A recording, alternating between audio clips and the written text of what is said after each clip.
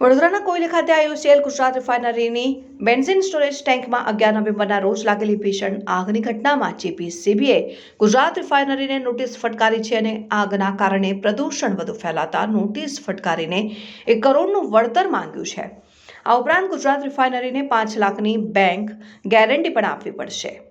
ગુજરાત રિફાઇનરીને 1 કરોડનું વળતર ચૂકવવા નોટિસ ફટકારી આગ લાગી ત્યારે ગુજરાત રિફાઇનરીને 10 કિલોમીટર વિસ્તારમાં એર ક્વોલિટી ચેક કરવામાં આવી। આ સમયે એર ક્વોલિટી ઇન્ડેક્સ 149 નોંધાયો, જે નિર્ધારિત 100ની માત્રા કરતાં વધારે હતી, જેના પગલે ગુજરાત રિફાઇનરીને 1 કરોડનું વળતર ચૂકવવા માટે ગુજરાત પોલ્યુશન કંટ્રોલ બોર્ડે નોટિસ આપવામાં આવી છે।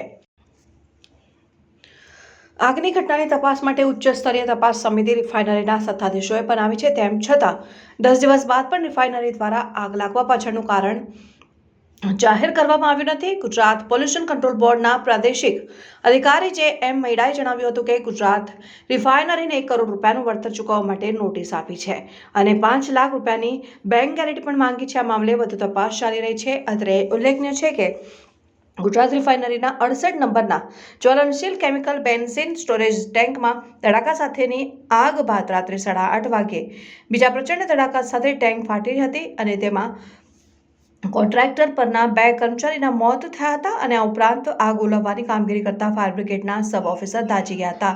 ટેન્ક ફાટતા ઢોળાયેલા બેન્ઝિનથી બાજુની 69 નંબરની ટેન્કમાં પણ આગ ફેલાતા ચિંતાનો વિષય બન્યો। કેમિકલ ભરેલી ટેન્કમાં ધડાકા સાથે લાગેલી આગ બાદ કંપનીની આજુબાજુમાં આવેલા કોયલી, કરચિયા, બાજવા, ઉંડેરા સહિતના ગામોમાં રહેતા પરિવારોમાં ભયનો માહોલ ફેલાયો। વિકરાળ આગની ઘટના બાદ કોયલી ગામના અનેક પરિવારો પોતાના ઘરો બંધ કરી રાતોરાત ગામ છોડીને નીકળી ગયા હતા, જ્યારે રિફાઇનરીને અડીને આવેલા કરચિયા ગામના લોકોએ ઉજાગરા કરવાની ફરજ પડી। ધડાકો થતાં બાજવા ગામ પણ ધણધણી ઉઠ્યું, જેને પગલે લોકોમાં ભયનો માહોલ ફેલાયો। ચારેય ગામોના નાગરિકોમાં ભયાવહ સન્નાટો ફેલાયેલો હતો। ગામના રહીશો ભયના ઓથાર નીચે જીવતા હોય તેવો માહોલ સર્જાયો હતો।